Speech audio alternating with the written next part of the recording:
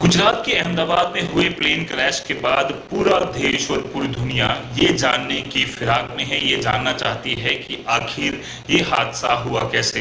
अहमदाबाद से जब ये फ्लाइट उड़ी तो कुछ ही सेकंड्स में ये हादसा हुआ, जिसमें कि विमान के अंदर जो 242 लोग थे उनमें से एक व्यक्ति को छोड़कर यानी कि 241 लोगों की जान चली गई। इसके अलावा भी मेडिकल स्टूडेंट्स और कई सारे ऐसे लोग जो उस बिल्डिंग में मौजूद थे जहां पर यह हादसा हुआ, जहां पर यह विमान क्रैश हुआ, वो वहां से भी कई सारे लोगों की जान जो है वो चली गई।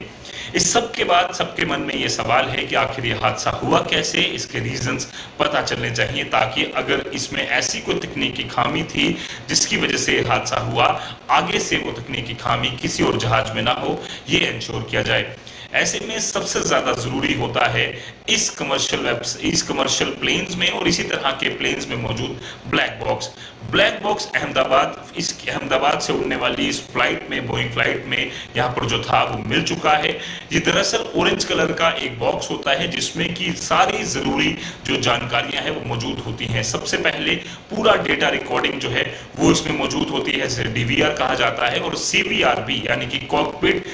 जो वॉइस रिकॉर्डिंग है वो भी इसमें मौजूद होती है। इसका सबसे बड़ा मकसद ये होता है कि जितना भी डेटा जो कि इसके लिए जरूरी होता है, यानी कि लैटिट्यूड, लॉन्गिट्यूड या बाकी सारी जो जरूरी जानकारी है वो इसमें मौजूद होती है, जो कि विमान का एक महत्वपूर्ण अंग भी माना जाता है। इसके अलावा अगर जितने भी जो इंस्ट्रक्शंस पायलट को दी जा रही हैं, पायलट की जो बातचीत जगह जगह हो रही है, किस तरह से उसने इस सिचुएशन में यहाँ पर डील किया, ये सारी चीजें इस बॉक्स में जरूर होती हैं। ब्लैक बॉक्स दरअसल एक ऑरेंज कलर का बॉक्स है जिसमें ये सारी जानकारियां होती हैं, और ये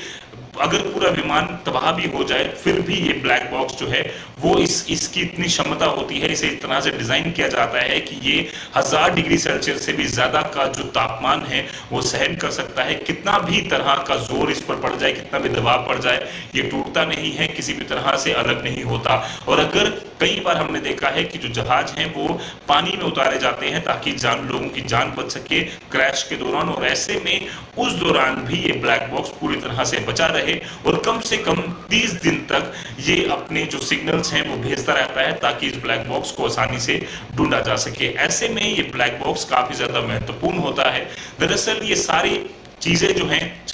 चाहे वो सीवीआर हो या डीवीआर हो, इस ब्लैक बॉक्स के अंदर जो मौजूद होती हैं वो इन्वेस्टिगेटर को ये मदद करती हैं कि इस इन्वेस्टिगेशन को पूरी तरह से कंप्लीट किया जाए। दरअसल कि इस क्रैश के पीछे कारण क्या था, क्या इसमें कोई ह्यूमन एरर था, कोई किसी व्यक्ति की गलती थी, या फिर एक टेक्निकल एरर था जिसकी वजह से ये पूरा जो वाकया है वो पेश आया है, जिसमें इतने लोगों की जान चली गई, जिसने ना सिर्फ अहमदाबाद पर उन लोगों को जो रख दिया जिन्होंने अपने परिजनों को खोया है, पर पूरे देश और दुनिया में, क्योंकि इसमें कई सारे देश के अलग अलग हिस्सों के जो लोग थे वो भी मौजूद थे, इसीलिए हर किसी की नजर जो है वो इस पर बनी हुई है। और कल से सभी प्रेयर्स भी कर रहे हैं, हम भी अपनी तरफ से प्रेयर कर रहे हैं कि भगवान उनकी आत्मा को शांति दे, और जितने भी लोग उनके साथ जुड़े हुए हैं, उनके परिवार वाले थे, वो भी पूरी तरह से उनको इस